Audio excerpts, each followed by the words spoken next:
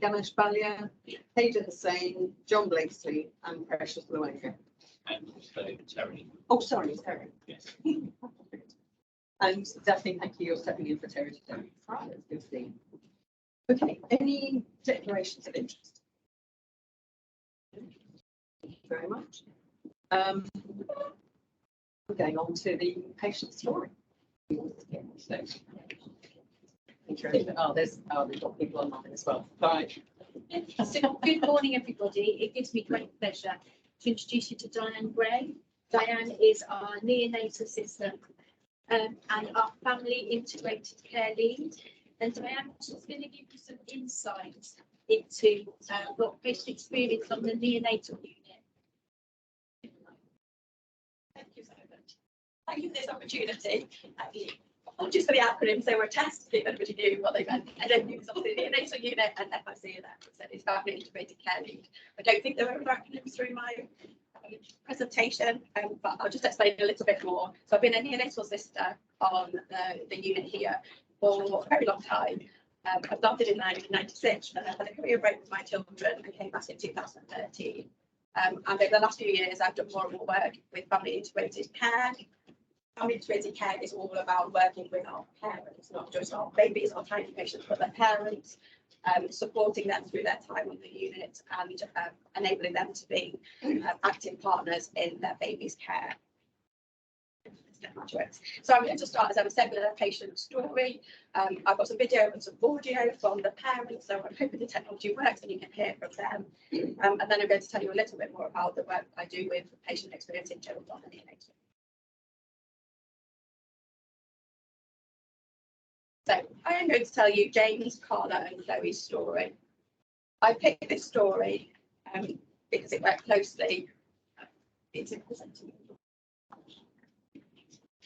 I picked this story because it's a family that I worked very closely with while they were on the unit, and I continue to since they went home. They've made these videos for us for part of our training sessions that we do on the neonatal unit. A couple of people asked me, was this a positive story? James and Carla would tell you that yes, it's a very positive story, but as you will see, there is some bits that are not so positive and that were quite traumatic.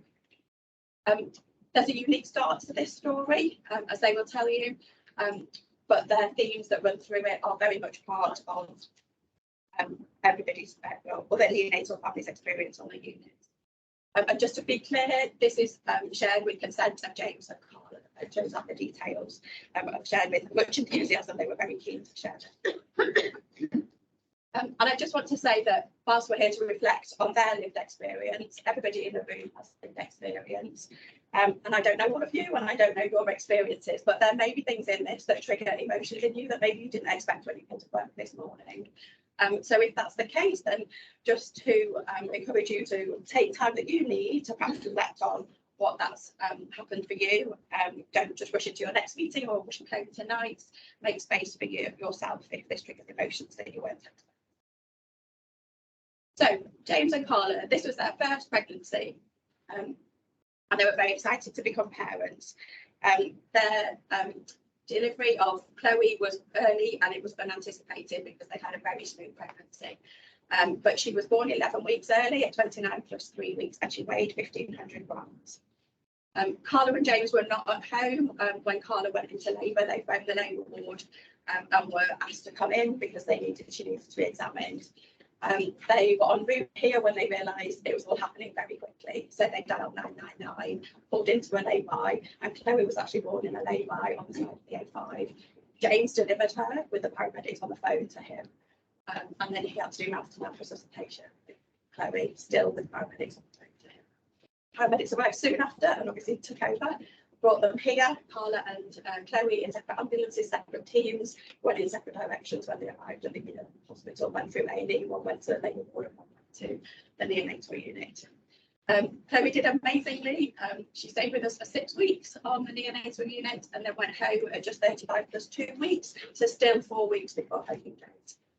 And she did amazingly as she went here. So these are some of the pictures from the first day. So this is how James and Carla would have seen her. The first, the one with the gloves on, is the one when she arrived in A&E and was put on a resuscitator. And the blue one is when she was on the neonatal unit and had to have all her admission things done. She's blue because she was under phototherapy, because she got lots of extra blood because the cord wasn't good, which wasn't necessarily a detrimental thing, but she needed phototherapy to help with that. But that's how the parents see her. So you can see it's lots of tubes, lots of wire, as much equipment as baby when they first see her. And the one at the top hopefully shows how little she was compared to James. So James is going to, Carla, we're going to tell you a little bit about their first day. I can't really remember how we got there. Like walking to the neonatal unit, I can't remember coming into the hospital or walking around into the hospital on that first day. I remember being around Chloe's bedside with the nurses and doctors around examining her. And I couldn't really take in details of what they were saying, but I could take in the basic information that at the moment she was stable, she was doing okay, and had a lot of the nurses really reassuring me on that. Even with the reassurance, you still get obviously everything else running through your mind, a million questions, a million worries at the same time. You do forget a lot of what they're saying to you. And I was running backwards and forwards a couple of times whilst Carla was still in the labour ward, trying to update her that Chloe was okay, but not being able to give a massive amount of information. I went back to call round families, and specifically I called my dad, and I was just a complete wreck at this point. I remember that, again, I hadn't really taken in everything they had said, but I still feared the worst at the time. And I remember telling him that, which was really difficult. I suppose the big thing for my husband and I then was, what was our purpose? Like, did we even feel like parents? I knew I had this baby, but she wasn't with us. And the fact that, you know, she was in this incubator and just looked so precious and so small, and it was just really, really mind-boggling actually about how this little girl, first of all, why she came so early, how we've ended up in the enabled unit, and also coming to the realisation that we weren't going to be able to take her home with us that day. That was really, really, really hard. We started telling the nurses our story of what happened, how she came into the world. We've actually done this for a bit of reassurance for ourselves of where we thought it was such a crazy entrance to the world. We thought the nurses must have heard it before.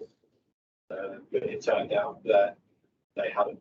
All of them turned around and said, no, I can't really tell you more crazy story than what you've been through. So that's what really hits us how unique our situation was and how hard it actually affected us as the days went on. Would I ever not cry again?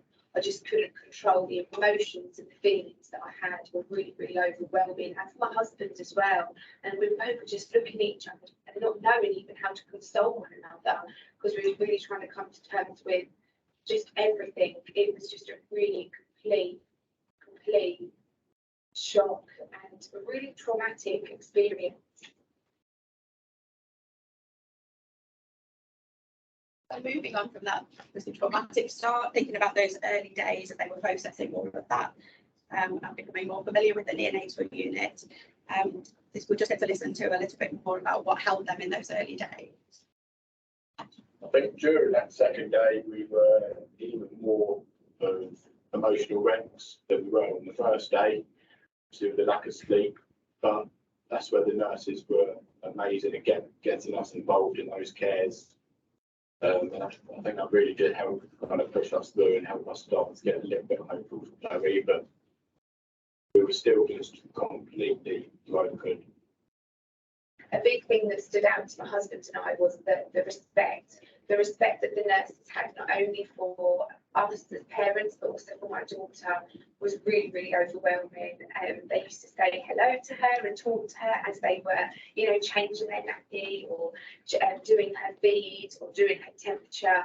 And that was just really, really reassuring, you know, that even though she was this teeny tiny little person in the incubator, that she still had a voice and that they had that communication with her.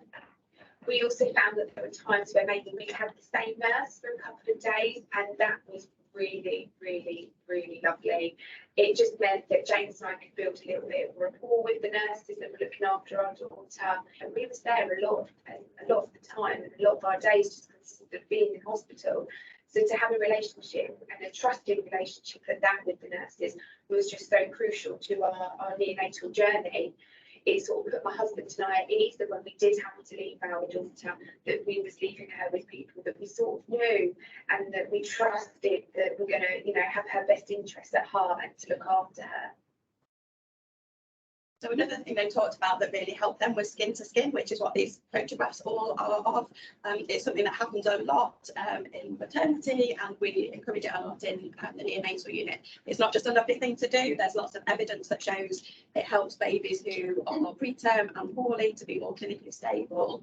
Their heart rates, their respiratory rates, their oxygen levels are all much better during prolonged periods of skin to skin. And for preterm babies like Chloe, it helps promote their brain development, which obviously normally would be happening while they're in utero in that period where she's now in the incubator and in the neonatal unit. We need to still be protecting and promoting her brain development during that time. Obviously, it helps with bonding and attachment, which then has a positive impact on the parent's mental health as well. But what they didn't know, James and Carla, at the time, was actually this: doing skin to skin with such a sick and early baby is a little bit unusual on the neonatal unit. It's something we're gaining confidence with.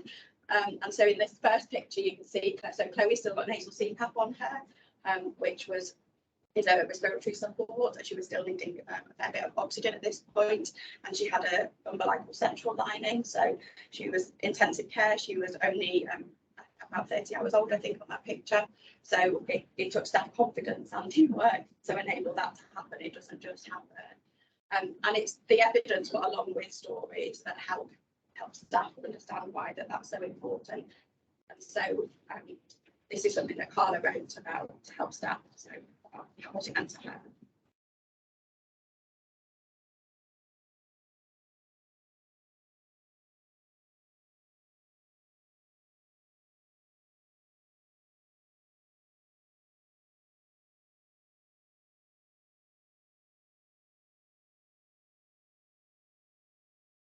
So as you say, when you're pregnant and you're expecting your baby, you think lots about all the things, your dreams, your hopes, your plans, but you don't imagine, obviously people don't imagine they're going to be in the neonatal unit, but you certainly don't imagine that you have to wait or ask somebody, can you help me? So it's really important that we're able to put ourselves in the parents' shoes and have an idea of what that might be like from their perspective. So then moving on to start to feel a bit more like a family. These are some more photos that they've shared with us. And Carla's just going to say a little bit more about the things that helped during their journey. It was also shown how to tube feed Chloe, and that gave us that little bit more of a purpose. You know, feeding a baby as a parent, it shouldn't just be second nature. But when you're in the neonatal unit, sometimes it can be a little bit scary, obviously, due to your baby being tube fed. So with the staff showing us how to tube feed Chloe, that was a really, really lovely thing to do. It made us feel like parents. We also were able to change Chloe's nappies and do her temperature, and also change her into clothes once she was allowed in them. Again, we asked nurses to show us first, and then we was able to do that from then on. Some things that really helped us whilst on our neonatal journey was a routine. My husband and I would get there in the intensive care unit for the walk rounds with the consultant, just so we can hear about how Chloe was doing and the care that she was receiving and what to expect for that day. And also we would sort of give ourselves time for lunch, and we tried to keep to the same time again every day, just to help us with that routine. And we would then, before going home, read Chloe a story and sort of change her nappy, change her into some different clothes for the evening. And that really, really helped James and I to feel like, right, okay, she's now in bed, we've read her bedtime story, and now it's time to go home. So the things that Carla's talking about there are things that are common themes from lots of our families. And there was a national webinar earlier this week, and again, another parent talking who was actually a neonatal doctor and had a premature baby similar age to Chloe 5 years ago.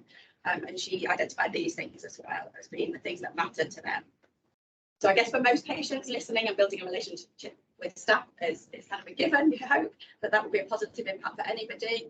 But the other things I think it's important to just stop and think about. So respecting the bed space, obviously they look forward to having a nursery, and it's obviously a very medicalised environment, so things that can make that more individualised, and also respecting that when they have visitors and people, that's where they're meeting their babies for the first time, that's where they're making those initial memories, and so where we can step back and give them space to do that. Obviously Carla talked about routine, she talked about being human and building relationships with different staff. I'm just watching the staff with the interactions that happen with their baby as well. So these pictures on the right, they're making a bed and the feeding, I think that was quite a few weeks into their journey, but it was lovely that they got to do those things on the neonatal. And why does this matter? Well, these things are shown in this story and in evidence to help earlier discharge, to help better long-term outcomes, because they have become a family, we've helped them become a family and take responsibility for their baby, who's got obviously additional needs during those few weeks. And then they go home and can remain confident at home. They're less likely to have readmissions, and less likely to have ongoing either mental health or other impacts because of that. So leaving that story behind for a moment and moving on to other work on the neonatal unit. So obviously they made videos for us, but we captured some of their experience during their stay. And the way I've been doing this is using this tool called an emotional touchpoints tool. It's an appreciative inquiry tool. That was designed while they were doing the appreciative inquiry training here at Milton Keynes. And it's a little bit different than standard feedback. It's done as a conversation. It's done during their stay rather than at the end or after discharge, although we have done some follow-up ones after discharge now as we've developed it further. And the parents choose what they're going to talk about. So these are cards, the one pictures on the right. They pick the topic. There's always a blank one. So if there's something completely different they want to talk about, they can pick their topic. And although they've probably all experienced the first day on the neonatal unit, it might not be the right time for them to talk about that at that time. So they pick what they talk about. And they use the words to help them describe what that has felt like, and then we unpick what contributed to that, what made them feel helpless or supported, or what words they want to use to describe their experience.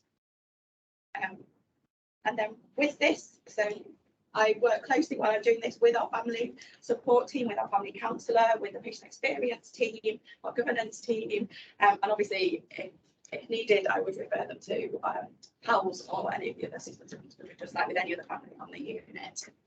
And whilst listening is a great intervention in itself, we do go on and do more things with it.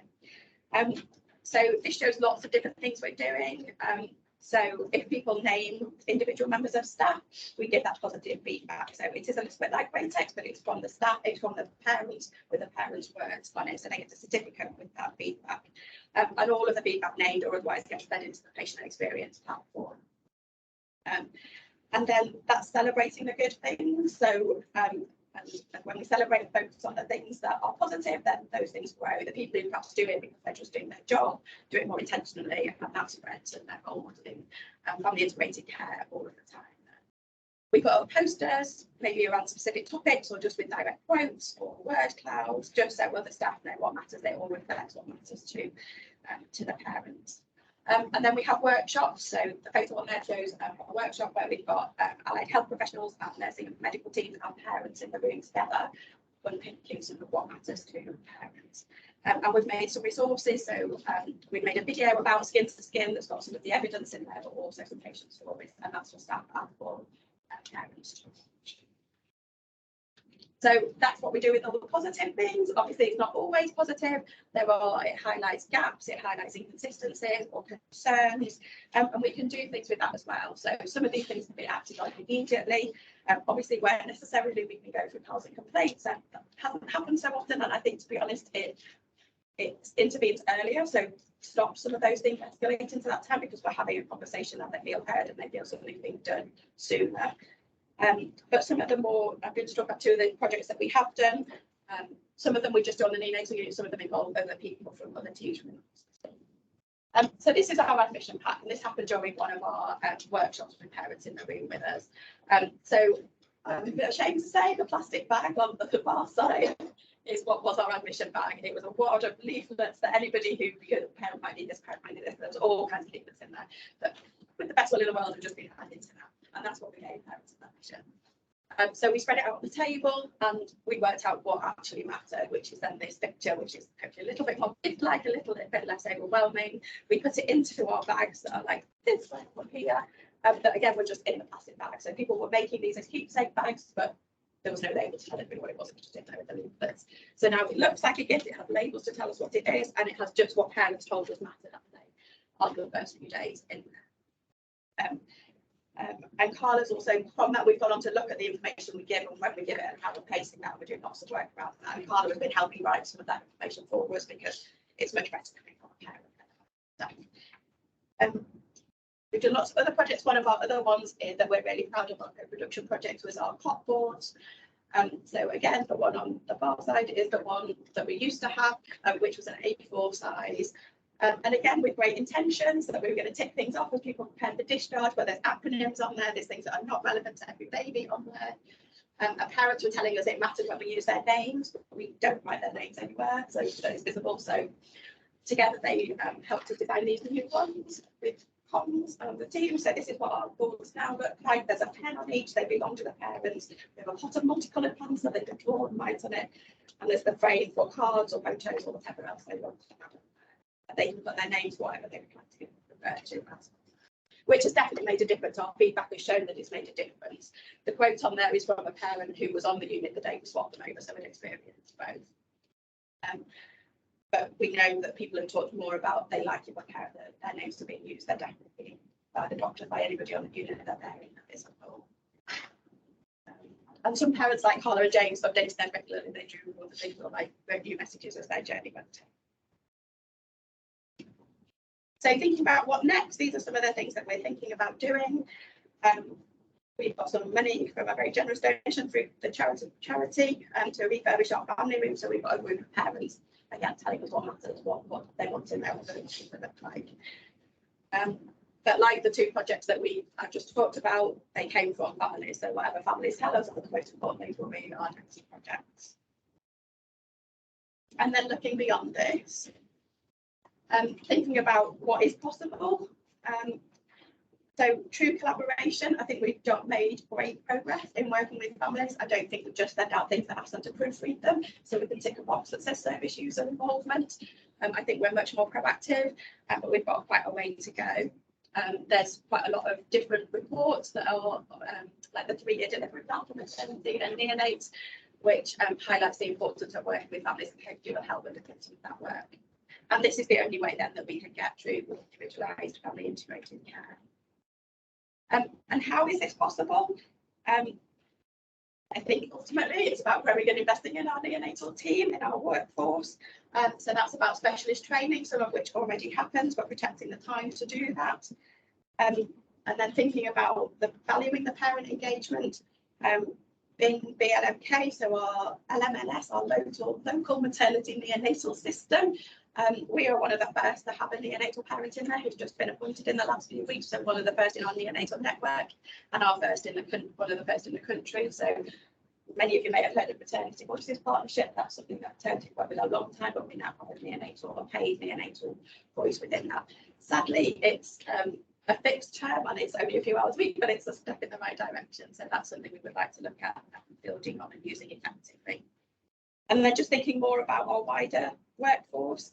Again, we've made big steps forwards. We've got a family counsellor on the unit and we've appointed a psychologist to start in September, and we've had a neonatal OT for the first time ever start in the last few weeks. So they come from many from the Ockenden report and some of them from our neonatal network that came through to do that.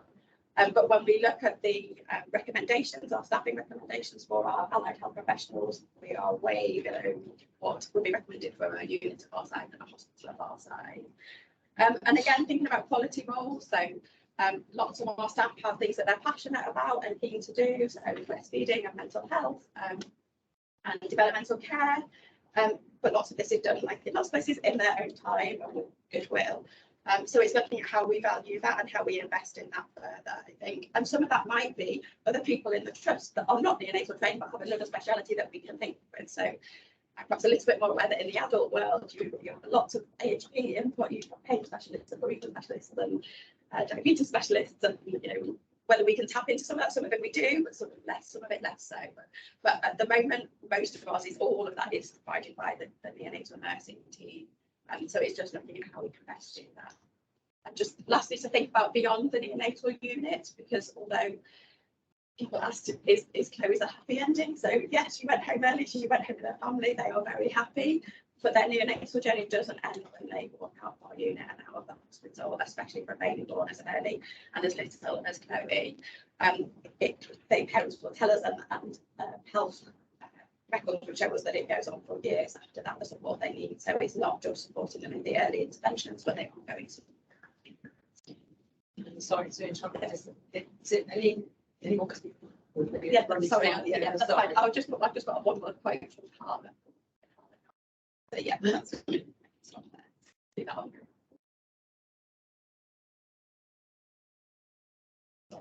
No, that was a brilliant. Thank you very much. That was a brilliant presentation. There's so much, and thank you as well for sort of making us note at the beginning.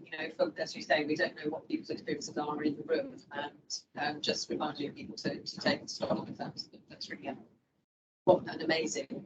Well, that's really very powerful to hear the parents as well. So I don't know if any colleagues have got any questions or comments they want to make.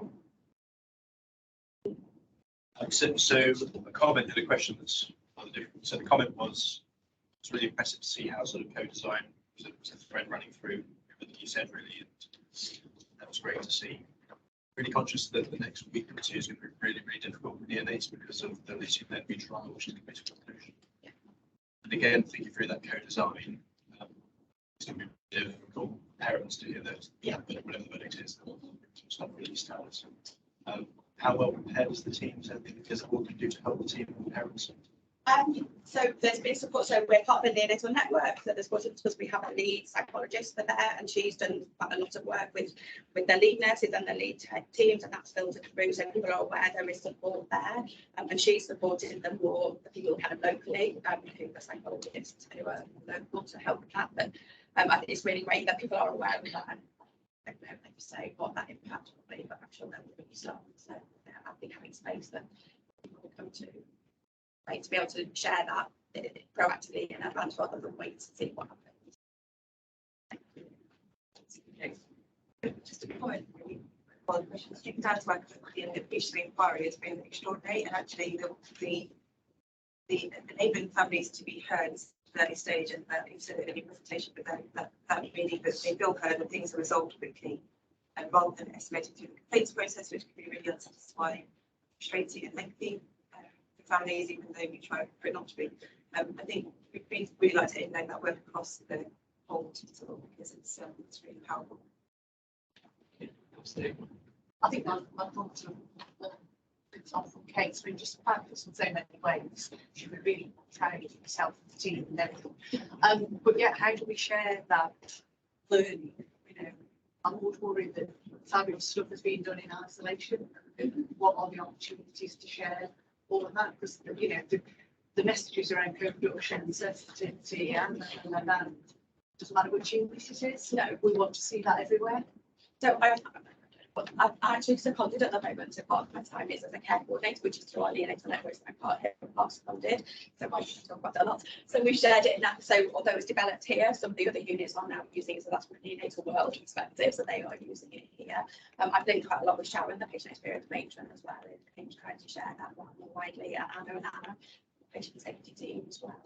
But yeah, and I've shared it, it's all neonatal world, so obviously it could apply to anywhere, but an HSE weapon calls. Shout the kid's name like far away. Brilliant. I think it's such a wonderful example that sort of co-production and so great to hear from the parent, the difference that that's made. I can think of people I know, from 30, 40 years ago, experienced when babies were kind of separated, and this is just fantastic. Please carry on the good work. Thanks to you and the team. Thank you very much. Thank you. Okay. Yeah, it's lovely. Such a fun.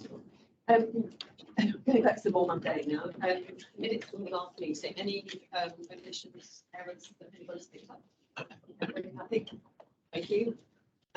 Matters arising from the action log. The significant risk register.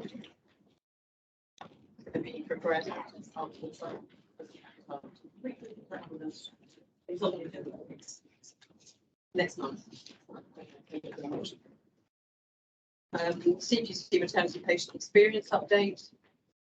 So I will bring that back with all the inpatient experience work, just doing some thematic work across the obviously having got the draft inpatient survey as well as survey, so I'll bring that back to the board if that's okay. So we can do it all together as one big plan for the organisation. Great. Thank you very much. And the next one, patient story. Oh, yes. Oh, great. Thank you. That's quite warm up, so we may have to switch it on again later. Yeah, this was around the delay in the machines coming, the PCA. I've forgotten what that stands for. PCA machines. Yes, this is the patient controlled analgesia machine. That's it. I did look at it on the day of board, and it was not as problematic as implied. There wasn't an issue. I'll go back to my emails and share a short paragraph. Great. Thank you very much. Okay. Anything we might have missed? Okay, thank you very much. Going on then to the chair's report. I've written one out for you, but there's a little bit of an update from the Inclusion Leadership Council. We've actually had a couple of meetings since the last board in public. Just to update everybody, the council is overseeing the automation of recruitment processes to ensure the ease of use and fairness of access. So that's something that I've got that right, have I? Yeah, they're feeding into the group. Yeah, feeding into the group, absolutely. There's now an LGBTQ plus learning pack on e-learning, and although it's not mandatory, I've been asked to just stress it's a really good piece of training, and would encourage everybody to do that, to have a look at that. Staff volunteers are contributing to flashcards in various languages to help with sort of immediate communications in, for example, the emergency department. Actually, there's a lot of interest in that. I'm seeing emails flying around. It's something that was fed back that it would be very useful just to ask some straightforward questions, things like, are you in pain, checking people's names, who they need to communicate with, that sort of thing. We're watching progress on that and see, obviously, once they're implemented, see how effective they are. The BAME network is having face-to-face meetings with staff to explain and reassure about the staff survey. We're really hoping to increase the feedback that we get from the survey. Just to say as well, the Access Able app, which was launched, I think it was before Christmas, wasn't it? Is doing extremely well. There have already been 6,000 visits to the site and increased them. So we're extremely happy with the way that's going. And obviously we'll keep an eye on it. And we're hoping obviously that will get used more and more, but and we'll get some positive feedback from that as well. And the new engagement board has been launched. This is really coordinating community engagement. We know lots of members of staff are doing things off their own backs as well as things that we've sort of planned. And we're trying to make sure there's a central record and avoid duplication or piggyback on things that are already going on. And it will also be working with the trust networks with support and cross-working.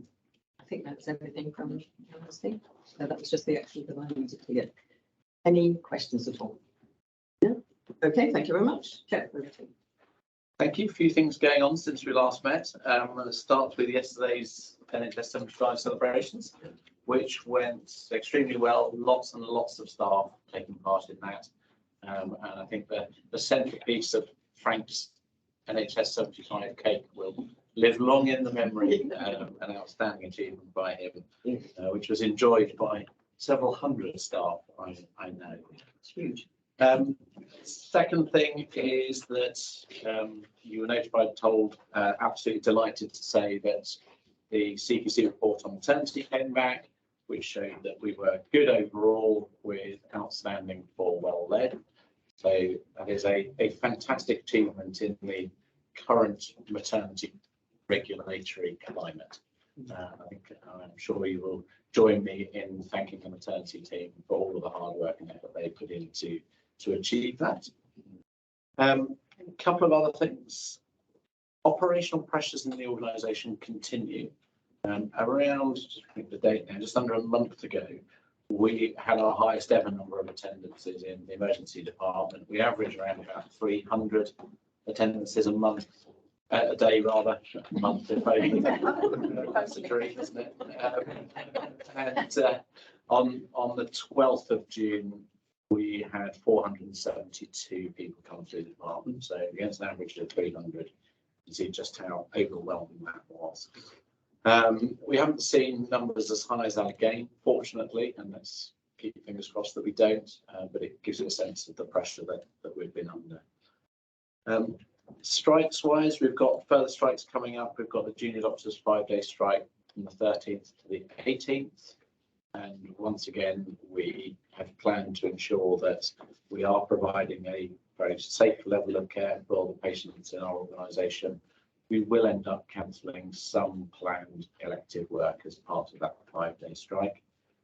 And we also then have the consultant strike on the 20th and 21st expected. And again, we have had a good response from the organisation around ensuring that we will maintain a safe level of care in that period of time. Always finish on a high. Staff awards last Thursday, successfully celebrating with over 200 people present at Leonardo's in Milton Keynes. A great event enjoyed by many and had lots of emails to say exactly that. And then finally, 2 of our team went to number 10 yesterday to celebrate with the Secretary of State for Health, again for NHS 75. And both of them are very, very delighted with their experience. So always nice when staff we take on. Thanks, Tom. Any questions? Have I missed anything, colleagues? Yeah. Looking around the It's been a table. busy time. Yes. Great. I'm sorry. Could I just provide a little bit of a maternity update? Of course, yes. Just on the, as you know, colleagues, maintaining good and outstanding maternity is a journey of continuous improvement. So I just wanted to record some actions that we have and are focusing on in terms of perinatal quality and safety. As you'll know, there is a 3-year delivery plan for maternity and neonatal services, and that was released on the 30th of March. And we have a detailed plan to meet the actions of all of those. So just to make sure that they are recorded, and you'll see them, they're contained in the maternity assurance pack. CNST for year 5 was released on the 31st of May, and we've done all of our gap analysis to make sure that we're meeting the safety recommendations. Again, this all comes through maternity insurance, so you'll see that we're working on any areas that we have that we need to focus on. We have core pieces of actions that we are focused around. So this is CNST Safety Action 1. So this is where we look at more perinatal mortality and review those. So there's some actions that we're working on. They're already in progress. So there are things like carbon monoxide monitoring at every contact for our patients who are current smokers.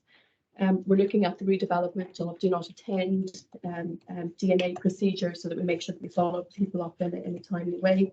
We're looking at the increasing consistency of partogram recordings. And the other component that we are focused on is a review of obstetric ultrasound and making sure that we have plenty of capacity for our referral processes.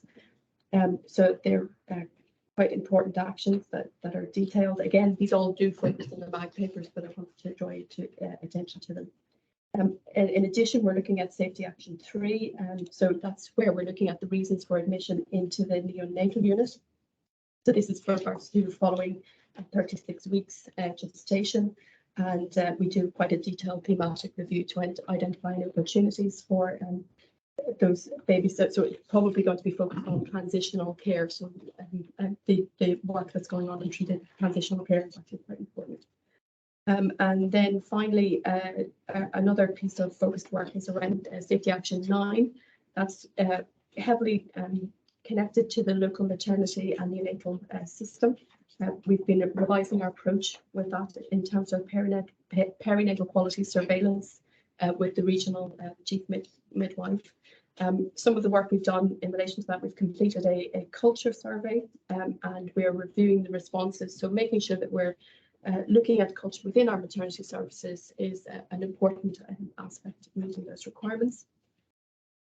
And an important thing to probably point out in addition is that the quadrumvirate is currently enrolled in Cohort 2 of the perinatal, it's a national perinatal leadership programme.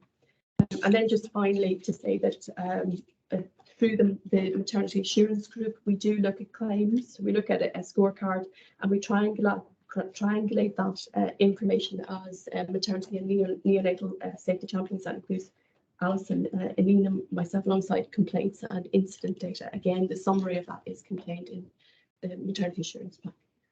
That's a very quick, nothing stays static in the maternity world. They have to continuously move. So no place to sit. Yeah, lots going on, lots going on. Any questions? No, the only thing I should probably have mentioned was that the NHS workforce plan was also published over the last week or so, and it's fantastic news that the NHS is getting an additional £2.4 billion into its budget. How that manifests itself over the next number of years and what the impact of not addressing social care as part of this is yet unknown. And the final bit is that the plan, the feedback that NHS employers will give to the plan is that there is very little in there about retention.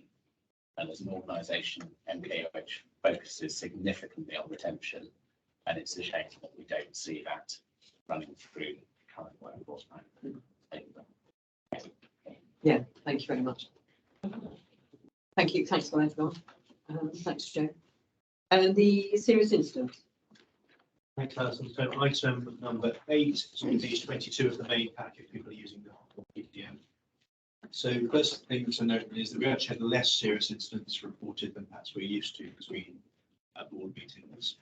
I think that's a combination of two things. Firstly, there have been less incidents with significant harm over the last few months, but also the gradual move from the old style processes and systems of investigation through to PSERP, which we've discussed previously. It's essentially more discretion for us around how we categorise incidents and the thresholds we have, so that we can use our discretionary improvement efforts where we think is going to have the most impact on future patients. So reporting around incidents will find a new normal, I think, by the end of the year when PSERP is implemented, and we're going to have to live with that degree of nuance in the meantime, which I hope we can do. And the key elements from the report. Firstly, PSERP, which we've discussed before, so PSERP, which is the Patient Safety Incident Response Plan, and the policy surrounding that we should be seeing it at Quality and Clinical Risk Committee in September and board in October for signing off. In the report, there are some early signs that our incident reporting rate may be picking up, and colleagues will recall there were two issues. Firstly, and most importantly, the national Learning from Patient Safety Events forms, which were somewhat cumbersome, still are somewhat cumbersome, and also switching from one provider to another in terms of the reporting system. But the last 6 weeks or so, we seem to be getting back towards baseline, which is good news. On page 30 of the PDF or page 9 of the paper, you'll see in focus on learning and sort of some of the nuggets of narrative and key messages which we've been gathering from SERG and other fora and trying to share effectively with staff. And then finally, there's a note in here of a Regulation 28 report or a Prevention of Future Deaths notice issued by the coroner after an inquest. It was the inquest from March, but the report was received in June. We have responded to that, and that exchange of letters will be shared with Quality and Clinical Risk, shared with board members in advance of that if people would like. But we have a plan in place to deal with the substantive criticism. Thank you. Any questions at all? I've just got a couple actually. I'm just curious, I know we've had the customer success manager radar, our staff have been feeding back. Has that had any positive results, do we know? Yes, it has. So I hope it's radar yesterday actually around, so we've done a piece of work that has integrated these two forms that Ian's just described. Mm. So it's taken the reporting, it's more than half the reporting time. So so one of the issues with the form was that it was long and cumbersome because that's what the national team required in terms of quality of reporting, which is, you know, we want to be able to provide good quality reports, but that's a challenge against the time of reporting when we've just staff want to be able to report quickly. So I think the average time of reporting was around 30 minutes with this very long form. Now in integrated form, it's less than half that, and some are being able to be done in sort of under 2 minutes, so for most simple incidents. So much better. And that has coincided with this increase in reporting rate. So we've been down at sort of 750-ish reporting, but as a reporting rate now at more than 850. So we're seeing it increase. So we're doing quite a bit of work with Radar. That's one really positive thing, obviously, and we're also looking at how we can continue to do that and use more analytics to do different interesting things and making it easier to report. There's been some interesting pilot work elsewhere, which will be part of. So an improving picture that we need to keep obviously close on. Thanks, Kate. And I should just add to what Kate said. I do a process called ward assurance with every single ward, and what we do is we look at the number of incidents they report every month compared to how they were with Datix, and it's almost completely recovered. I've seen a dramatic increase over the last month in particular. Great. That's great. It's just really clarification for me. Is one of our priorities, health priorities this year around incident reporting, low-level incident reporting? And I was just trying to understand, because the point being, as I understood it, that will allow us to stop things becoming serious incidents. And I was just wondering how that's going to feed into the whole reporting framework and where that's going to feature, where we're going to see that kind of information, Kate. I think we can add, yeah, definitely. I think we can add that to this report to make it a more sort of to include, because all that data we're just looking at exists, and we capture it, but we don't formally report it. Yeah. I think so. We can certainly do that for board reports that interact through Quality Committee, be part of this report to board. And in terms of what we've just been talking to, and Ian's just been talking to, are we fairly comfortable that we're seeing the incidents, they are coming through, and that the reporting procedures are not inhibiting people putting information on now? Is that what we've really just said? So I think certainly the serious incidents. I think what the quality priority that we set was around low and no harm incident reporting levels, to really focus on improving our reporting rates for those, because those are the ones where we can potentially predict future harm, and want to be able to increase the reporting rates of those. And we can do that. We can break down incidents by harm and include that in next month's report, so that we can see that in a bit more detail and get into a bit more of an informed discussion around what the projections need to look like across the year. Yes. So two things. Firstly on that, I think we absolutely should look at that data. But importantly, I think benchmarking is the most important thing, i.e. incident numbers, but also the proportion that are low harm. So national and other comparators are really useful for that discussion. It's difficult to do that in isolation.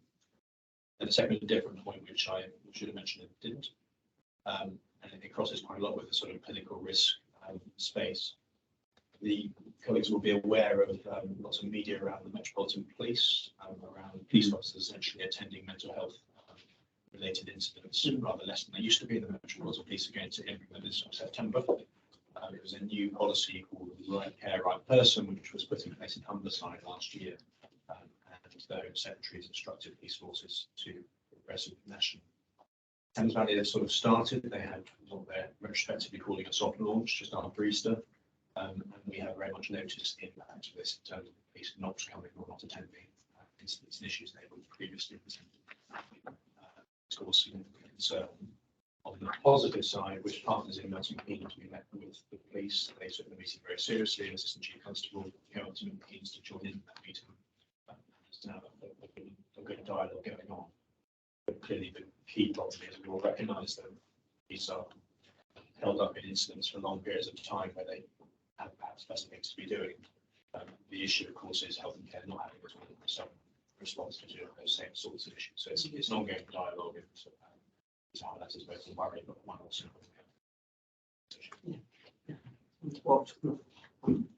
Thank you very much. And do we have any update on the head and neck referrals to Oxford Hospital?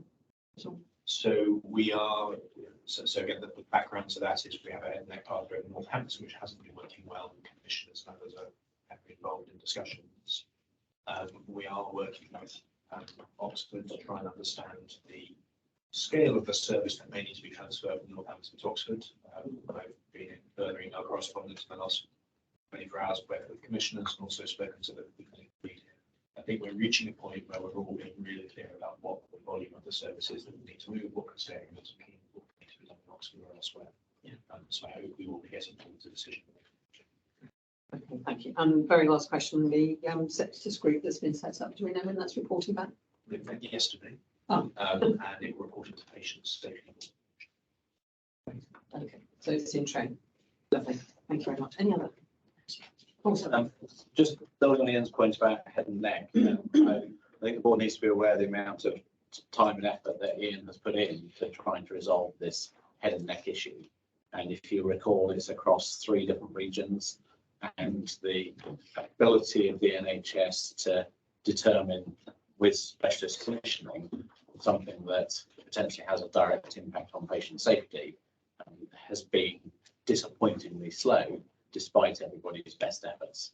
So I think Ian spends an awful lot of time on this and pushing and chasing.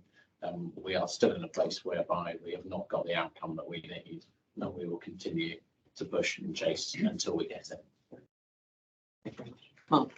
Are mental health services run by Elft in this patch as well? No, Central Northwest London. So, okay, thank you.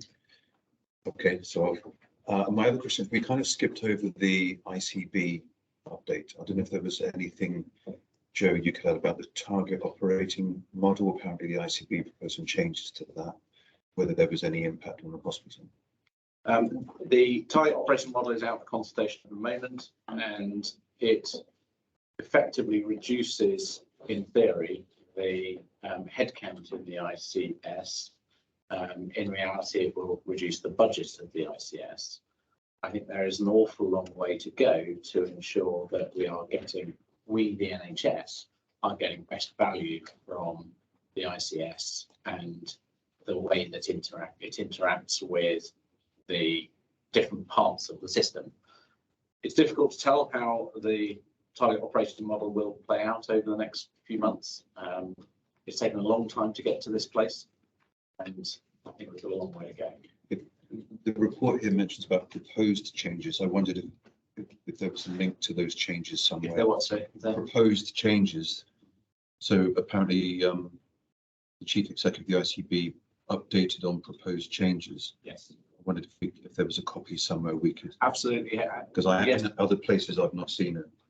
Fine. There is a document that they have put out for consultation, which I will make sure that we circulate as part of the minutes. On the ICB, Joe, one of the things that surprised me about my memory serves me well is that you approved the forward plan in the minutes. And my recollection of reading that plan was that it wasn't well costed, it wasn't, in terms of it being an integrated document, it was a series of initiatives that didn't seem to. Is there another version of it that flowed, or any update on that? It's a very good challenge, an appropriate one, and it reflects I would argue, it reflects the maturity of the ICS in enabling and ensuring that all parts of the system are facing in the right direction and delivering against. Because the objectives are such high level, there's a piece of work that I think will bring the elements of the plan together, which is the so what bit. And I think I'm just trying to. So I describe objectives that say we want to make the world a better place. We want to improve health as sort of Mr. World objectives. Yeah. And at the moment there's a sort of lack of clarity about, so what does that mean for? Exactly. Yeah. I mean, what's nice about the work that's going on in MK is that as a place, we have determined what the priorities are. And so what I think is the challenge, and I agree with you entirely, is connecting what the work is doing and how that connects into what I see. Yeah, it's difficult for me to make the link Absolutely. And one would hope that will come over time. It's Okay. maybe not there at the moment. Thank you very much. Thanks, Ian. Going on to item 9 then, performance report. Thank you, Alison. So Joe's mentioned the incredible pressures we've been under. That refers really to June. This report goes back to the month of May, just to focus our attention against KPIs. And if I draw your attention to the scorecard, I want to provide the board still with a level of assurance that our patient safety metrics and our patient experience metrics are predominantly turning green. I think in one or two areas under safety, the HSMR, which we've talked about previously through here, the C diff numbers, which are an internally set target, slightly off kilter.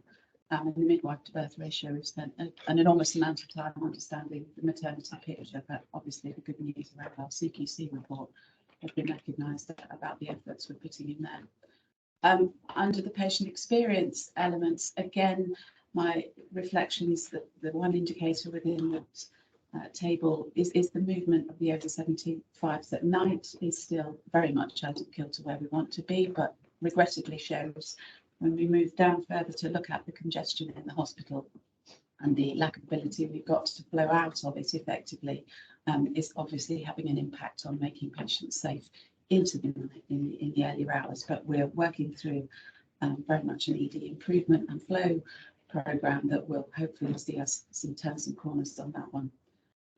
Clinical effectiveness, therefore, and the key targets still reflect a very red dashboard, which I think we've been through quite systematically, and regrettably I haven't got any big imminent changes to change on that. If I drop down into our sort of 4 areas of operational delivery, ED has seen the increase in tendencies over recent months as we've reflected upon.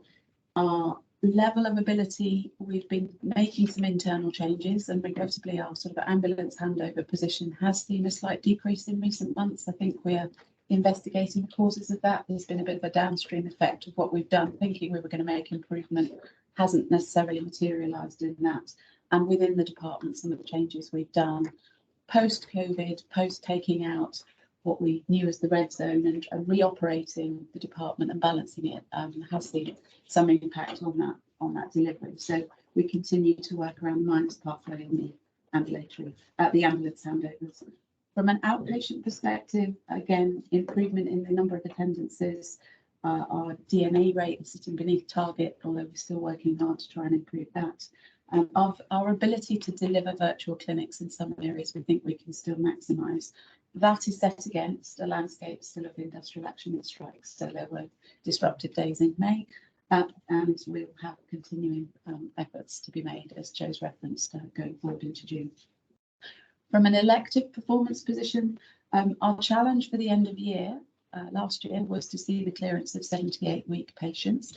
And we still, to this day, this week's reporting 36 above and beyond. That's a position across the east of England, which is increasing, which none of us have managed to clear proportionally. Industrial action, capacity, complexity of patient choice, choosing presents us with a difficult position there. Our major challenge within that cohort of patients is still the orthopaedic capacity that we have. So our predominant delivery challenge within that 78-week clearance is within orthopaedics. Nationally, they're asking that the request was to clear by the end of June. Now with the industrial action strike, I think there's an acceptance that will be difficult. To be fair, with the July and August portfolio and amounts of leave and capacity that we've got set amongst the financial constraints, I still think it will be a challenge moving forward into July and August to see that clearance. But I think there are some initiatives we need to look at in orthopaedics and go back out to neighbouring organisations to see whether we can seek some mutual aid. Diagnostics is showing an improving performance, but again, well below where we wanted to be against the national standards. But we have seen a slight improvement in month. And I suppose my concluding comment, flow and metrics related to that. So our non-criteria to reside, our number of escalation beds still remains incredibly high. There are challenges within the community with commissioning numbers. We're managing to stabilise those numbers and not see that reduce. There was a risk at the beginning of the sort of contracting year that we were going to see a reduction in actual community capacity through a lack of uptake from commissioning opportunities, the providers not being there to do it. So focus very much still remains around that, and clearly our elected position in terms of improving the RTT performance this productivity, we're making gradual improvements in that area, but lots to do in operations. Happy to take your questions. Any questions? A couple from me, Emma. First one is, in terms of our financial settlement for this year, one of our targets was 106% of activity, wasn't it? I just wondered, where do I pick that number up as to how we're doing the performance? Within the finance report on the Oh, is it? activity, but Oh, we're okay. around in month about 105.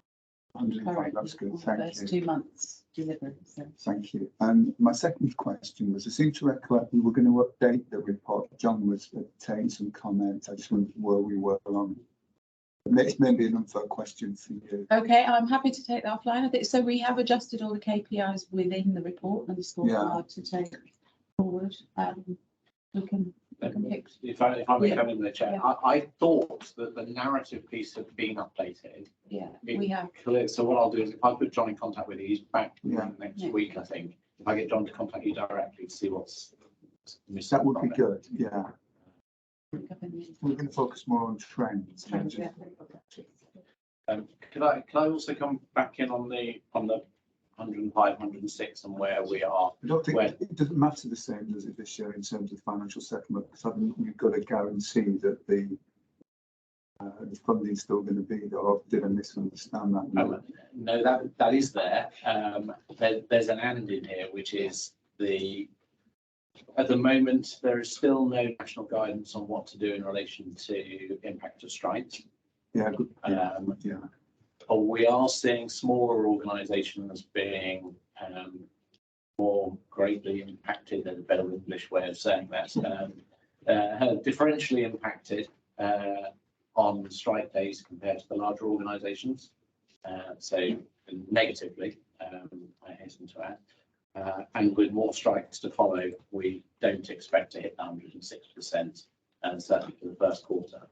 And that clearly is playing on our minds around how we continue to manage the issues around 65 weeks and 78 weeks that we are required to hit, the financial targets where we are currently offline, and the ability to earn additional monies as part of that performance. So we have not yet taken our foot off the brake in terms of where we were last year compared to where we are this year.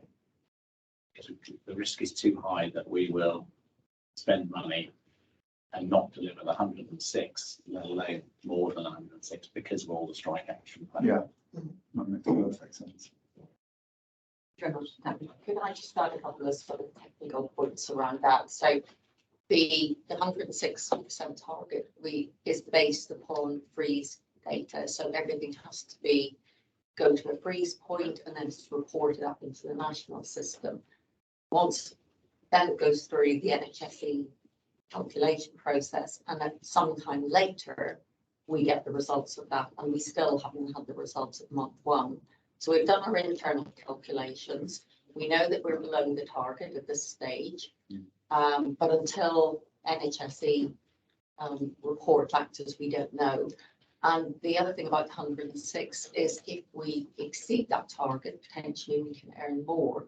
But if we're below the target, we potentially can have some money clawed back. And I use the word potentially because we've been instructed, or the guidance is very much that we do not report any clawback at this stage, which may be an indication of future policy. So, but at the moment, it's quite uncertain. So in terms of moving up the NHS, they don't get the picture of what's happening in terms of activity until quite significantly after. Is that what you've just said? So there's various degrees of reporting. There's flex, there's freeze at different stages.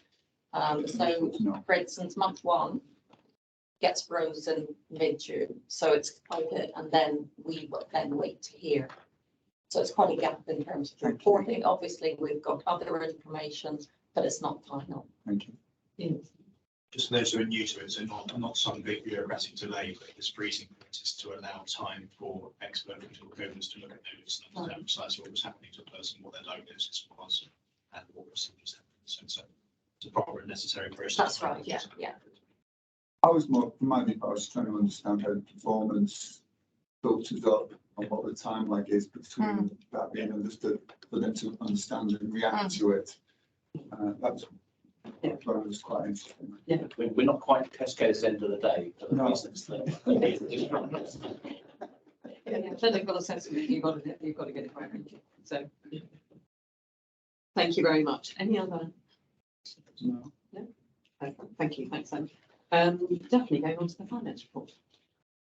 Okay, so it links in many ways to our operational performance and challenges. So it's at page 49 in the PDF pack. So the performance for month 2 is similar in many ways to last month. We have a cumulative deficit at this point of £4 million, having recorded 2 million deficit in April and then a further 2 million in May. So that gives us a variance of 4.2 because we had planned to have a net surplus in the first 3 months. And obviously our target is break even here. We're very concerned about this position and we've taken a number of measures, urgent measures to reduce the cost run rate and close the gap between income and expenditure, which I'll come back to. So the drivers of the deficit are set out in the report in some detail and relate principally to cost. So our income position is close to plan and largely fixed. And we have, although we have a favourable £1 million variance on income, so income was 1 million higher, that's offset by equal and opposite costs. So there's no net impact on the deficit position. A lot of that extra income is around education and training, which has a cost to it. The drivers of the deficit are detailed in the report, so I won't go into them in detail, but just to give you a sense of the main elements. So operational pressures feature very heavily. We're having to keep unfunded escalation beds open between 70 and 95 so far, 73 today, to give you a sense of what it's like. And that gives rise to a lot of premium temporary staffing costs, as well as unbudgeted ward running costs. Strike effects have also had an effect, and that means we need to have expensive backfill. Inflation is also a factor, and that affects our non-pay and drugs costs. And finally, the very challenging efficiency target is a very significant factor. The target is 17 million for the year, which is 5% of our cost base, our controllable cost base. So that's obviously a significant factor. We're working hard as an organisation. Clearly, that position is unsustainable, so we're working very hard to close the gap. The areas we're focusing on are eliminating all agency costs, except in grounds of safety.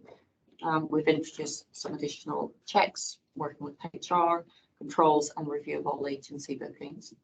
We're also focused on hospital and community flow. That's very critical for the number of escalation beds that we have open, if we can improve that. And we are also accelerating our work on savings. We're focused getting those moved from the identification and evaluation stage, something where we have approved schemes which we can start log, and these get approved by the head nurse and medical director. So we need to get our budgets adjusted and then start recording the benefits and putting them into action. So that all needs acceleration. And of course, the financial performance needs to be balanced with clinical performance and safety. Particularly very committed to doing that and making sure that the measures we take are safe for the hospital. But we know it's going to be really challenging. Those balances are critical, and we've got a background of continuing operational pressures into June and July, and also the threat of industrial action. A couple of other points to note, and then I'll pause for questions. On the capital side of things, the year-to-date spend is 7.5 million, so that's within £500,000 of plan, so a little bit lower. The trust annual plan is still short by 5 million of our approved allocation. So we're holding spend on some schemes until this is resolved. And discussions are ongoing with NHS England around capital. Activity, we've talked about that. So we have reported no clawback, even though we know we're below the target, and that's in line with the guidance that we've been given from the regional and the national team. Although obviously strikes have had an effect on our performance. But it's an annual target, it's very early in the year still, so we don't consider the overachievement or where we're going to land. And finally, I can report that the auditors, hooray, have signed off the 2022-23 accounts and annual report. We submitted our accounts by the required date of the 30th of June. And the accounts and audit report will be tabled at the private board later. So that is good that that has been put to bed. Yeah. Absolutely. Thanks. Yeah. Sorry, it's important for mentioning this. You mentioned that we were holding some schemes because we haven't got the 5 million. That's not agreed. We don't have the capability to hold spend associated with that 5 million because we are only spending capital on either safety essential or estate essential work. So I wouldn't want any, we are expecting that 5 million in. We are, for want of a better term, entitled to that 5 million because it's on the back of depreciation rather than any grant monies. And therefore it is important that the minutes reflect that we are only spending our capital on safety essential or estate essential work, and that we are unable to stop spending. Thanks. Daphne, just a question from me. In terms of the budget, obviously we've got a gap in month one. Given it was reasonably late pulling together, which that's how the NHS works in terms of pulling the budgets together. How did the phasing work? Because I would normally have expected some sort of hockey stick, because or were we assuming that we did suddenly immediately in month one jump into delivering efficiencies? Yes. Am I making any sense? Because you would have expected more of a hockey stick with us, a more smooth month 1, 2, 3, and then maybe what's the phasing of it? The phasing is very flat. Flat. So that has meant it is challenging in the early months, but there are pros and cons for whether you have flat phased or make it a bit easier in the various months. If you take the latter approach, you then have something, you have the precipice sort of looming, whereas early on we know what we need to achieve. Yeah. The flip side of that is it does give you a better view, because when you phase the hockey stick and you obviously then need to break it down between recurring and one-off benefits, recurring and one-off benefits, your annualized level of efficiencies to hit a running rate that gives you 17 million in the year is that much higher. Is that making sense? Yes. So it gives you that picture clearer, and it gives you a bit of breathing space to do it. So I don't know, it's just worth thinking about. There are pros and cons for either approach. We chose to have the flat phasing, so we have made it a tough phasing. That's good. Thank you. Yeah. So I'm struggling a little bit to think about the shape of Gary's hockey stick. And for me, I think, of course, that point is clear and kind of more difficult if you don't make the same till later in the year. But in the NHS, with emergency pressures in the winter and an inability to deliver more elective care, for that same reason, it become shape of the hockey stick is really complicated. We try and estimate it, we'll get it wrong. So we had a really good discussion at finance. I think it was on Tuesday, perhaps, and I'm grateful to Daphne and others there getting into this. I mean, the 4 million is obviously, concerning for month 2, but I think we did go over quite forensically the controls and processes for what you're implementing to get on top of that. I think maybe, you alluded to the meeting we're having later today, maybe that's where we have a discussion about this broader balance that we're trying to strike between the clinical and the money, and whether the number we're trying to achieve in month 12 is realistic given the clinical pressures. So maybe not right now, but maybe later we could have that as a board discussion. Yeah, we will have more discussions later on. Yeah. I was just interested in the point you mentioned about agency spend and such, and I've seen a lot of flux in the marketplace in terms of temporary agency margin, and that's been moving downwards, which is great. And I just wondered whether, obviously, all the agencies that we might be utilising here are they under the Crown Commercial Agreement, and have they reviewed that anytime recently? Because obviously everybody else seems to have. Yeah, we use most of the frameworks. Frameworks are always reviewing. We have dramatically reduced what we call our break glass, which are people who are above the framework rate. Going forwards, we're reviewing, as Daphne said, every single agency shift is now reviewed, and the team are actively putting pressure on to make sure we're getting the very best price we can. Good. Okay, thank you very much. Thanks, Daphne, for the update. And thank you Going for on all to the work. audit, by the way. Well done, guys. Danielle, thank you. Sorry, thank you. So workforce and paper in the pack at page 64. So as we've alluded to, temporary staffing usage has remained high, but we're working really hard to get that down. Thank you to executive colleagues who, with my team and myself, met with the service managers to go through every single line of agency that we got to make sure that we definitely needed that, and there was nothing else we could do instead. And we did let a number of agency contracts come to an end or give notice on them, which will help our win rate going forwards. Against the backdrop of that, the headcount for substantive staff continues to increase. We continue to be employer of choice across all different roles, and we now have 302 people more in post than we did the previous year. And despite a slight increase in budgeted establishment at the beginning of the year, our vacancy rate is currently at 6.5%, which is really good. So that also helps as people come on into post, into reducing our temporary staffing spend for our substantive areas. Staff absence again reduced to 3.9%. So again, they're really helping more people on the ground in work. Turnover has continued to decrease and is now down to 14.9%. So it was slow to go up incrementally each month. It's equally slow to come down, but it is going in the right direction now, which is really good news. And the teams are working really hard on a number of initiatives to make sure that we're retaining staff, and that continues to bear fruit. Disciplinary cases remain high, but we are working on them to get them to where they need to be.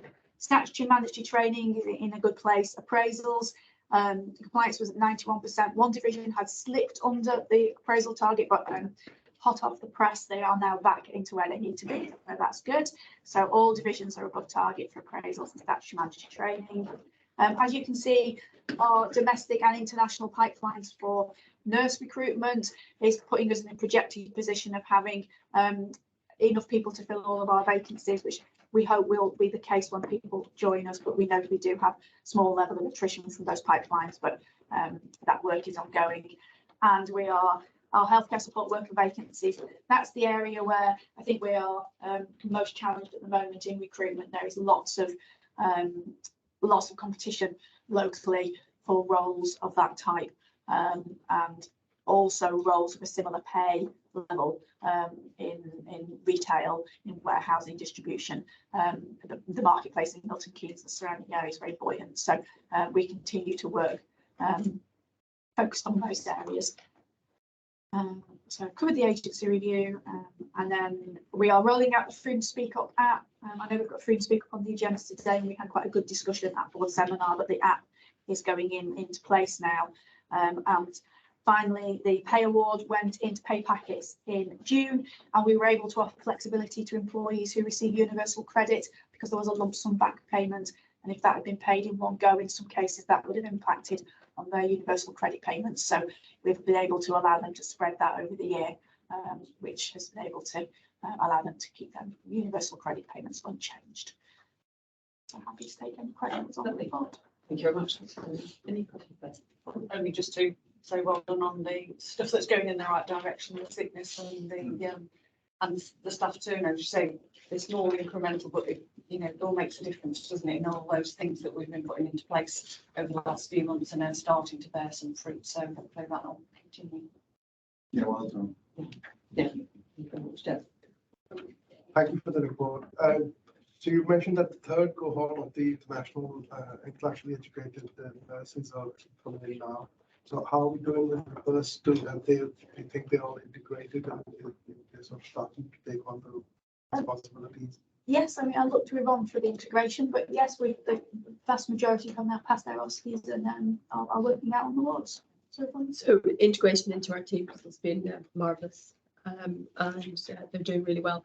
I think the bit to probably note for us is, and this is where the education component comes around, we've got a lot of newly registered. So our international cohort they're probably about 50-50. Some of our colleagues have a lot of experience and they can hit the ground running much faster. But we've got a lot of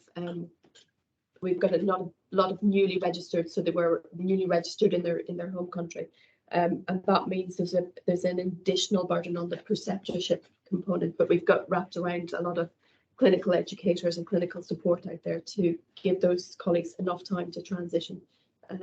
So it's working really well at the moment. We're thinking about very, very carefully about where we place people so that they get a good and positive experience as they transition into their registered roles. I think what's also really helpful is that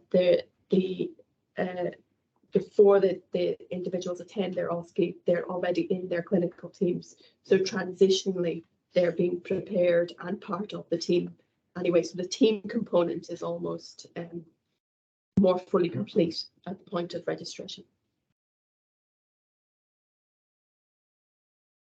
Just saying, I completely agree with you on the challenges you've got with some of the lower banding roles in Milton Keynes.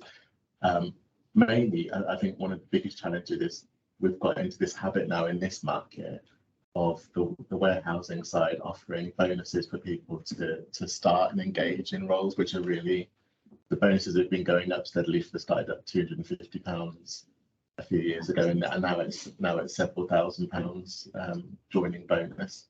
And at this point with sales, sort of entering the peak sales, it's just ridiculous trying to get people when you're up against that. One of the things that I noticed in here, when you sent, I think 2.6 around the disciplinary cases remaining high and what have you, and then you also mentioned that there was a high number of grievance and attendance meetings. Is that something we need to be worried about? The team are keeping on top of it, that we are monitoring to make sure there's no trends. There's no real pattern. I think how we talk to the trusts are experiencing the same. I think we just need to keep progressing through them on a case by case basis and keep watching for trends. It is something I'm concerned about from a volume of casework and the experience that's provided, because as the volume goes up, it takes longer to resolve them. So the team are actively trying to get them down again. We have done a lot of work recently on fair and just culture policies over the last couple of years, making sure that we're putting informal stages in where we can. But even though we've done the informal stages, sometimes they do still want to, the cases do still convert into formal cases. So I think for me, there's just something about whether having a higher case number is a good or bad thing. And we look at some of the other organisations in the NHS and well-described cultural challenges that organisations have. I'm delighted we're hearing about things that staff are raising, which is concerns through appropriate channels. So I'm tending to see this glass half full. Recognise I might change my mind. I'm still saying that in a few years' time. Joe mentioned the historic 15-year workforce plan that the Prime Minister announced, and it seems to have gotten general support from NHS, from Confederation and other organisations. Do you think, given where we are in England, that any future solutions on more doctors, more nurses, more support staff will address the local issue we've got of competing with London, Oxford, Cambridge and neighbouring deaneries and so on? Do you think we've got a specific issue that I think Ian was actually alluding to, where we could be lobbying through ITB and others through the region because of our proximity to competitive neighbours? So I think think when I talk to the other HRDs, we also our workforce, they can get London waiting to go to London. Equally, when you talk to the London HRDs, they say, oh, I don't, they're all our staff are going out into the into the surrounding areas. I think we'll always have competition. I think what we need to do is really focus on what makes us unique and makes our offering here more attractive. I think we've done really well with that in recent years. We see that, you know, our fill rates are and advert applications are better than I hear anecdotally from neighbours and across the patch. So I think we will always have that competition. In terms of the workforce report and the workforce plan, there's, I think again the devil will be in the detail. There's lots and lots in there at the moment, but we're waiting for it to feed down into what that actually means for us on the ground. We know the education changes that we've talked about, the new roles that I talked about. Some of that work we're already doing, we may need to change gear and step up the pace on it.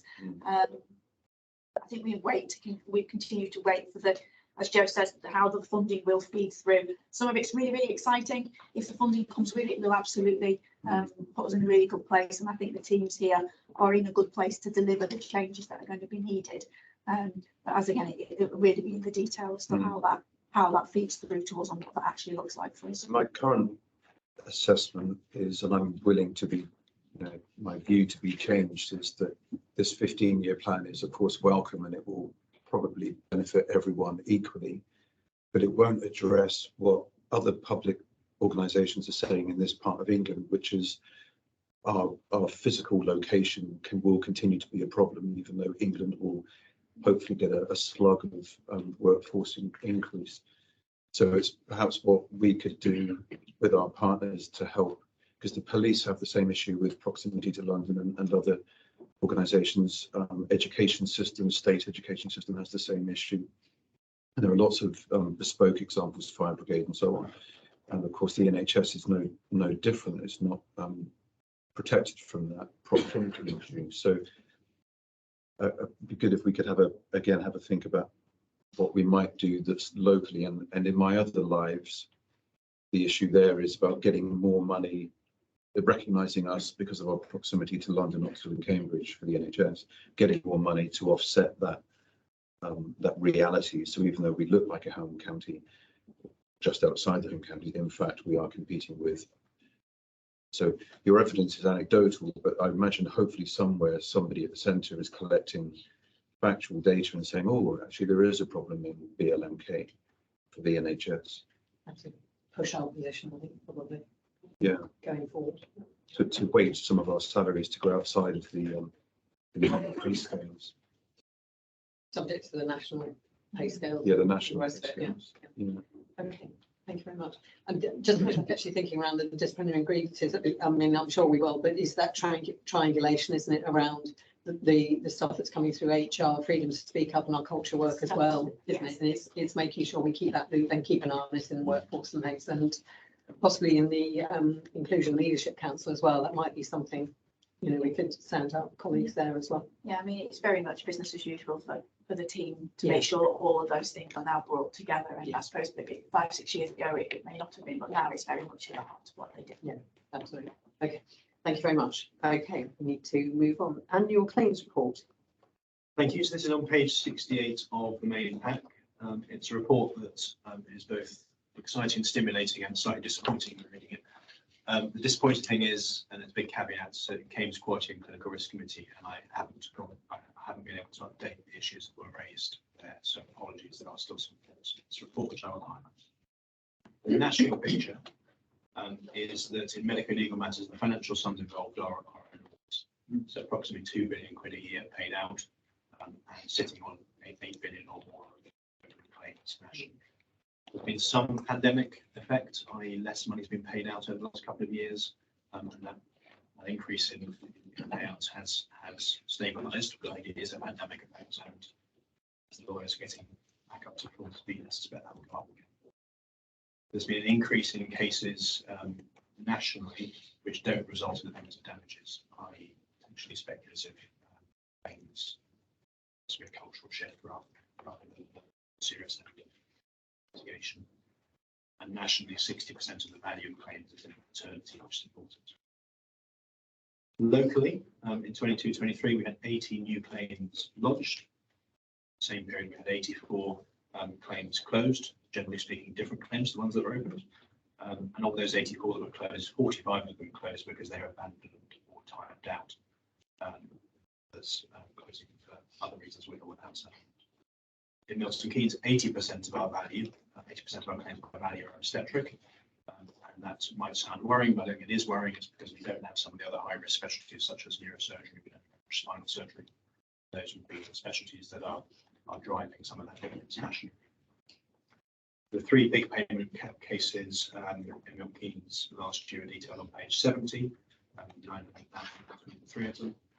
And then there's a rather worrying figure in here, which essentially is our NHSR liability for 10 years is 145 million for the trusts. NHSR haven't benchmarked that with other trusts, so we don't know whether that's good, bad, or indifferent. But those, most of the board were aware of a surgical look-back exercise we were doing between 5 and 10 years ago, which will have a major impact on this. Was well described in public board at the time.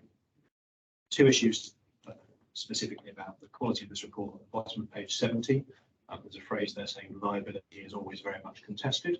Liability is not contested where liability needs to be admitted. So we are, generally speaking, keen to admit liability relatively early, it is warranted. And then on page 73, there's some rather odd text which suddenly appears to change into cut and paste from an email or application from NHSR, which clearly it shouldn't. It does, however, illustrate the point rather nicely, which is that NHSR during COVID had essentially some delegated authority to do more independently rather than reverting back to trusts. So specifically during COVID, NHSR were able to admit liability on behalf of a trust without reference to that trust, and they were able to sign letters and things relating to awards up to the value of £100,000 during COVID. They've asked all providers if we'd like to carry on with that, and NHSR think it's a jolly good idea. We've said no, we don't. We want to be involved in admissions of liability and in significant offences and things that's lead to significant. So, and again, in previous years, NHSR has given feedback in a way we can benchmark ourselves against other trusts more easily. There are 3 admitted attachments, but to be honest, if you are able to open them with quality, the risk committee members would have had copies of those attachments. They didn't really add much to the picture either. I'll go back and look with GERD litigation and the litigation arm of GERD to see if we get the message. That's really helpful, actually, because I've put a question mark whether or not we're being asked to approve that continuation of the so I delegation. We've said no. No. Hard for the board to persuade case neither we should say yes. Yes, that's no, that's fine because I can of course it I'm not asking to be approved.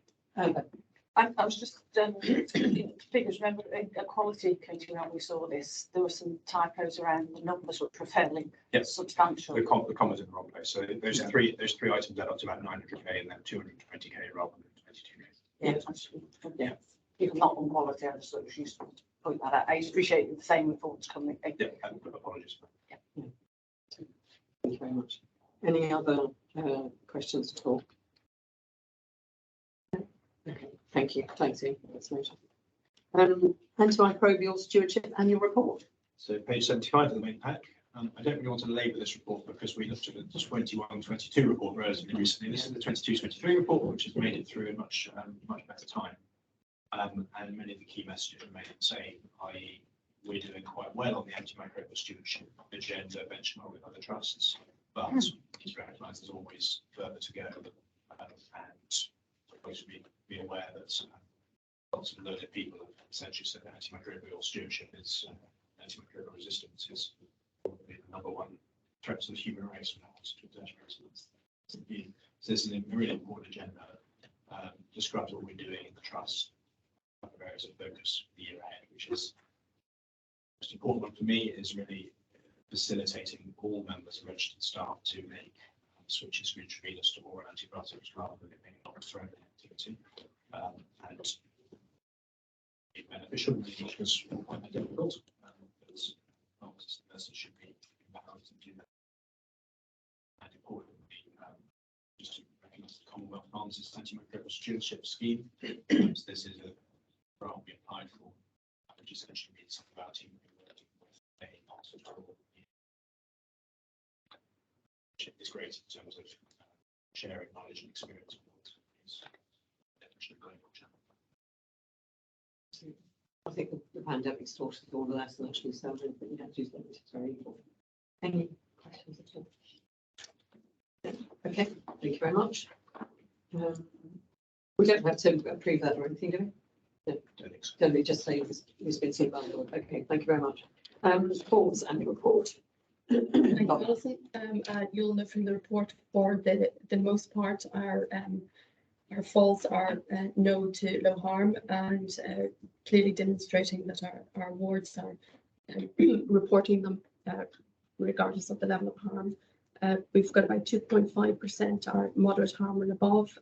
Things to note in the report are probably as expected, our patients with dementia and frailty are most at risk of falls within our hospital. You'll see the report has quite a detailed programme, looks at introducing new and revised education. We've got an accredited frailty module that we're running across all of our nursing staff. There's a big focus on deconditioning. It's actually on a ward this week, and it was lovely to see that at 10 a.m. everybody was up and out of bed and moving, so that would be a key part of our interventions. We're doing a massive review of the falls prevention and management policy. That will be introducing a revised multifactorial assessment that will produce more forensic detail around risk. So preventing inpatient falls in the hospital is a great balancing act. It is encouraging movement rather than inhibiting it, because we're worried about people's falls risk. Again, we monitor compliance on falls risk assessment. We do that a couple of times a day. As part of the ward assurance process, there's revised audits on the prevention and management of falls. They come through the ward assurance process, and we look at areas of improvement at individual, divisional and trust-wide levels. There's some interesting work that's going on. It's co-designed with patients about the education and importance of staying active during their hospital stay. And that is kind of the summary of, it sounds actually more brief, but it is a very big change in practice about how we tackle inpatient falls, in particular around the multifactorial assessment. That is a multidisciplinary approach to falls prevention rather than unidisciplinary and focused on nursing practice. Very much. Any questions at all? I think it's a really clear report. Thank you very much. Very helpful. That's noted. Thank you. Hospital acquired pressure ulcers and report. Thank you, Alison. Again, I'll take the report as read. You'll see that we have a significant reduction in our pressure damage. It's reduced by about 50%. That's in consequence to we've improved our data reporting. We've improved our approach to the management of pressure ulcers in the hospital. There's been a very lengthy and detailed improvement programme in terms of education. Similarly, the audits have gone in, very, very comprehensive audits on the prevention and management of pressure damage in ward areas. There is revised wound care education. We put in a tissue viability consultant nurse. We will be recruiting that individual over the next couple of weeks. All of the ward leaders have been updated and trained in their management role in prevention and management of pressure damage. There's been revised bed training, the infrastructure and culture about diagnosis, that accuracy of the categorisation of hospital acquired pressure ulcers has much improved. So we've taken that into the tissue viability team, and that's all triaged by people with the right skill and experience. We've got a care review and learning panel where we come together to discuss aspects of pressure damage and the learning that's working really effectively, and it's very useful for sharing that across the teams. And again, that improvement programme continues. We've got a revised pressure ulcer and prevention policy, which has been very well received by the clinical environments. The last part of this programme to be rolled out is a new approach to continence management and the use of product that we use there. Thank you very much. That's really good to see things going in the right direction, Jo. I suppose taking the two reports together, I think it's really important that the board recognises the significant reduction in harm events for our patients over the last 6 months or so. I think everyone is to be congratulated with the clinical workforce that those harm events have reduced so significantly. Great piece of work, and I mean, I know lots more to do, but it's great with the infrastructure and everything that's there. Well, I was going to say something very similar, but also comment on, you know, if I were sitting in the audience as a member of the public, that there's a number of reports in the last little while that have gone through that we're not making many comments on, but they've all been to quality, where we had deep discussions about all of these things. So it's just a bit of a reassurance piece for anybody externally to those committees looking in, that actually these do get a real thorough scrutiny, which is why there's not many observations at the board, certainly for me anyway. But great progress. And if I could just Yvonne's focus on data has been just superb in terms of really understanding where the problems are and focusing on. Yeah, very, very impressed. Yeah, it's great. In a good way. Yeah. I mean, it's just, and to be honest, as a board, I mean, this is exactly the sort of position we want to see coming through. So this is great. And thank you to all, you know, everybody, all the teams working hard on this and really making these improvements. So thank you. Any other comments? Thank you very much. Thanks very much. Freedom to speak up and your review. Thank you. So in a similar vein, it went, had a long discussion at Workforce Committee, and then we brought the paper here for the board seminar, so it's here for noting in public forum. And also to feedback following the seminar discussion, I reworded the vision slightly, so I provided the vision in the pack. And then just to note a couple of things from the report, we have 41 concerns were raised through Freedom to Speak Up in the last year, and they were all taken forward either by the Freedom to Speak Up Guardians or Freedom to Speak Up Champions and signposted into the appropriate different policies and procedures based on the concern that was raised. We continue to develop and support the Freedom to Speak Up team. They sit within my HR team at the moment, and they get out and about across all of the trust, working with the clinical teams and making sure they're visible and people are able to raise concerns. And as I alluded to earlier, multiple routes for raising concerns, including a new app, which we're rolling out over the next few weeks. So happy, conscious we've already had long discussions around this, so happy to take the additional questions. Thank you very much. Thank you. Yeah. Thanks. I think this is a higher number of reports that we've had through Freedom to Speak Up in previous years, which would suggest that we've got a system that's working more effectively to enable people to raise concerns. Yes, that's right. The number of issues and concerns raised and approaches to the Freedom to Speak Up Guardians continues to grow year on year, which is really good news. Yeah. And just I suppose on some of the themes that come up around staff being able to speak up on things like experiences like racism, homophobia. Actually, as a board, it's important work that we're taking forward and want to keep focus on. Yeah, yeah, absolutely. And it's something, yes, I mean, we're looking forward to the numbers going up because we know the more they go up, the more open culture is, and that's the real ambition for us. So, yeah. I just wondered if there's probably no way of making this connection, but I was just thinking about the correlation between numbers going up on particular things that we've focused on and some of the disciplinaries that we have. Yes. So we say I don't see a lot of disciplinaries as necessarily a bad thing because it's being tackled. It's interesting what's going up and whether there's a knock-on effect. Yeah, we actively monitor and make sure we're triangulating that if things do come up in each towards spotting the themes and trends. Yes, we welcome all feedback, comments, and touch points from staff. Really good people to be able to speak up through all those different avenues. Yeah, might be one, and perhaps in the workforce as well. Just looking at, if there is sort of, I know you said you weren't picking up particular trends or anything, but it would be quite interesting to see if there is that connection, because that is a positive. That there's more speaking up and then things being tackled. That's a good thing.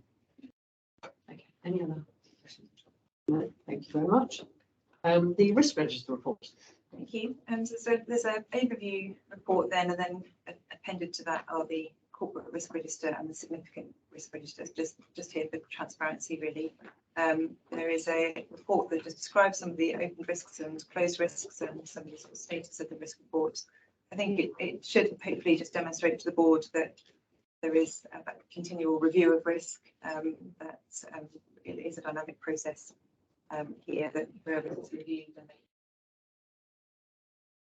regularity month on month. So any questions? I don't own all the risks on this risk of things, but and some of them might want to be explored in the committee. Thank you very much. Any questions? Jay? I suppose your final point there is the interesting one, which is just to remind colleagues, I'm sure you don't need reminding, just in case, that each of the assurance committees are both looking at the objectives of the organisation that have been allocated to those committees and also looking at the risks associated with those objectives. You don't need reminding. It's good to know. Thank you. Kate, I just have one question. It's just under paragraph 3, where there have been some changes in radar scores or something. Was it radar? Anyway, it says the reason for increase on the risk wasn't provided on radar. Do you know, is that being followed up to find out? Because Yes, so Kwame, Paul, and meet with each of the divisions to go through these changes, and if it's not been captured, it will be. It will be better, because that's quite key, isn't it, in case there's something that needs to be addressed. And we need that narrative report, and also that we've got that as audit data. Yeah. So we can track what's happening. Yeah, absolutely. So that will be followed up. Thank you very much. Anything else on that? Thank you very much. Board assurance framework. So a few sort of minor updates on the board assurance framework. One of what we've talked about, which is around net pathway. And then there has been a decrease in one of the risks around staffing levels. So those are the 2 changes for that. So they'll come through committee as well. Obviously, we're still working to close some of these gaps on the board assurance framework. Just keep you updated. Yeah. Thank you. Gary.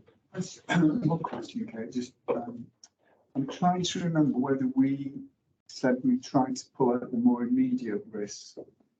There's some missing because when we split between immediate and longer term. These are more immediate. Yeah, I think we've been talking with our internal audits around looking at how we might do risk reporting, risk profiling differently to try and sort of bring more cohesion between the significant corporate and risk register and BAF. It's difficult. Because so much information, it's then difficult to try and put the right lens on. But we're doing that piece of work with. It will come to the audit committee actually first. We're looking at it with them at the moment.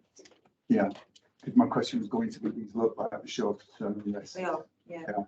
So let's park it and pick it up in the audit committee. Yeah, great. I know it's one of these things, isn't it? Trying to balance between all the things you want to keep an eye on, but equally not overloading and losing the wood for the trees. I think we might say now that the annual reporting sort of season is finished, that we might do a risk seminar with the audit committee. I think that would be a great idea. Yeah, have a discussion there. Well, it's sad life I lead. You preempted you, Joe. Obviously, I'm not allowed to attend audit committee unless I'm invited, so I can see my invitation getting lost in the post. Or a special one arriving. Yeah, I was going to say, I think. Great. Thank you very much. Thanks. Any other questions? Lovely. Now, summary reports. I won't go through each one individually, just to ask if there's anything anybody's picked up, wants to ask or comment on those summary reports from all our subcommittees. Lots going on with all of them. Everybody happy? Okay, those are noted. Thank you. Use of the trust seal. It was just one, wasn't it? Yes, it was an innovation of the contract. Yes. Here for approval. Yeah. No objections. No, thank you very much. That's noted. Board agenda planner. Any questions or queries on that? Anything we might have missed? Did you go and have a look? Plenty to keep us going. Thank you very much. Thanks for doing that, Carly. I haven't got any questions from the public today, and really it's just to lead me now to bring this meeting to a close, and we can have a short break and move into the part 2. So thank you all very much. Thank you for those online as well for attending. What's wrong with it? 22. People happy quarter past? Yeah. Yeah. Just have stretch legs and a drink. Lovely. Thank you all on the online. It's good to see you. I'll catch up with you soon.